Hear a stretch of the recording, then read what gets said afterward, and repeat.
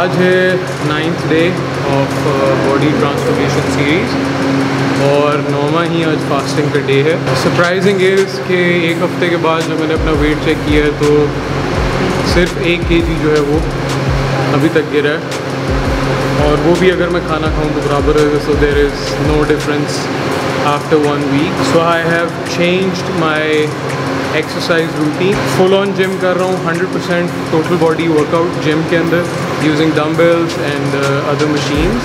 इसके अलावा मैंने जो है रनिंग इंक्लूड की है अपने वर्कआउट के अंदर, और आई होप इस वीक के अंदर it will give me a good result. I hope you have enjoyed the workout. Stay in touch, क्योंकि आप लोग जो है मेरी मोटिवेशन हो। You guys keep me motivated, so stick around, let's give each other motivation. I will see you tomorrow.